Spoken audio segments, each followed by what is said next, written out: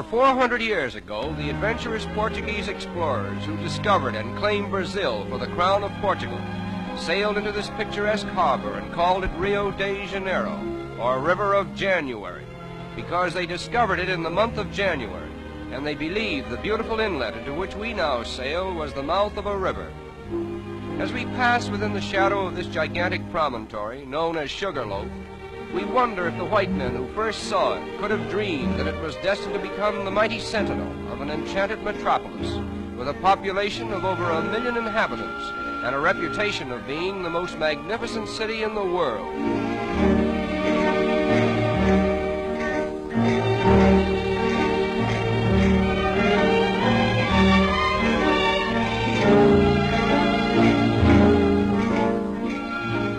Passenger ships arriving at Rio today literally tie up at the foot of Main Street and immediately become a picturesque part of the skyline, as well as a convenient point of egress to the city itself. Rio de Janeiro is not a manufacturing city. Therefore, there is a preponderance of foreign goods on sale in all the smart shops.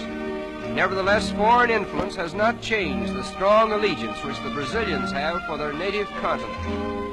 They proudly proclaim themselves South American, and they very much resent the North Americans' alleged monopoly of the word American.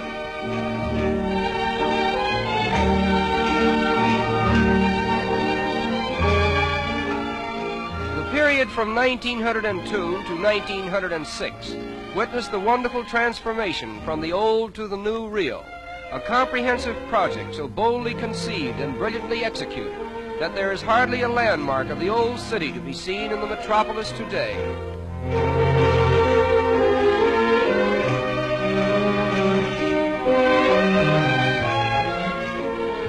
The most unique feature of the clean and spacious streets is the decorative mosaic work that adorns the sidewalks. Almost every block has a pavement with patterns so individual in design that one could find his way about the city by becoming familiar with them.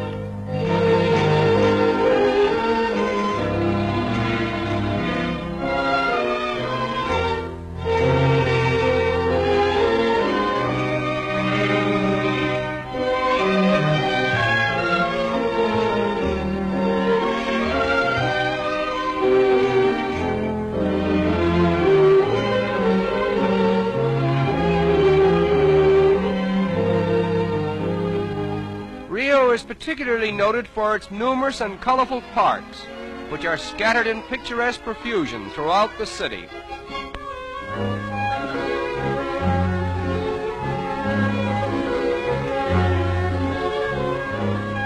In 1808, the King of Portugal was forced by Napoleon to abandon his country and re-establish his throne in Brazil. When he arrived in Rio, he brought with him, among other things, the first tiny sprouts of the famous royal palms, which he planted here. It was decreed that only members of the royal family might have the privilege of cultivating this particular species of tree. But time and nature have overruled the regal command, and the royal palms that were meant to be the exclusive property of Portuguese royalty are now the common heritage of all Brazil. The outstanding landmark of Rio is Sugarloaf Mountain, and from whatever angle one may view it, it forms a most impressive picture.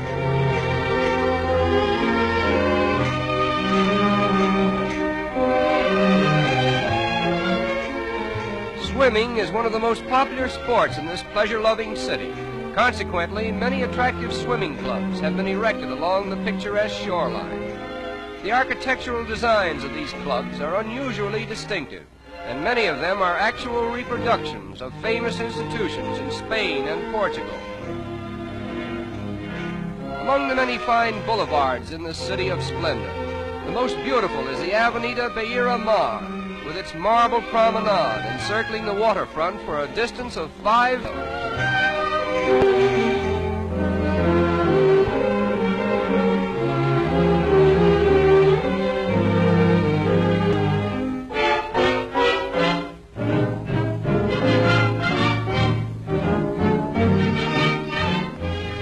As in most countries of South America, the color of one's skin does not always determine one's social standing. As a matter of fact, the racial color line seems to be so thinly drawn that it has become a haven of toleration for all races. Nevertheless, the Portuguese language still prevails.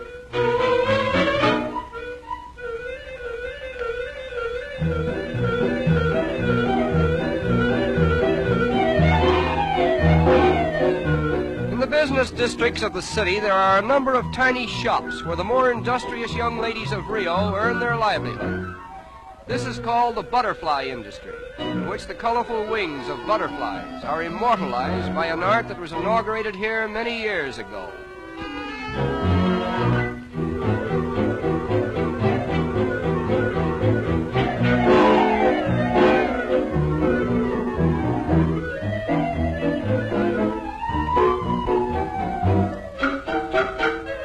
The design is first painted on glass, and the delicate butterfly wings, which have been carefully assorted for their best colors, are cleverly worked into the design and held in place by adhesive tape. Another layer of glass is finally placed over the tape, and the wings, thus preserved, will hold their lifelike colors indefinitely. There are over 700 different species of butterflies in Brazil, and they are much larger and more colorful than those of North America and Europe.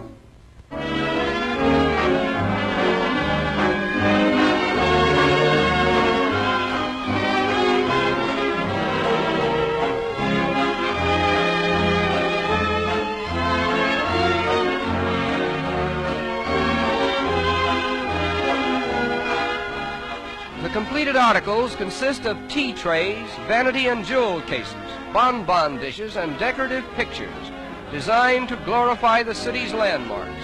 And needless to say, the predominating design is Sugarloaf, the center of attraction for all eyes that glory in the magnificence of Rio de Janeiro, the city of splendor.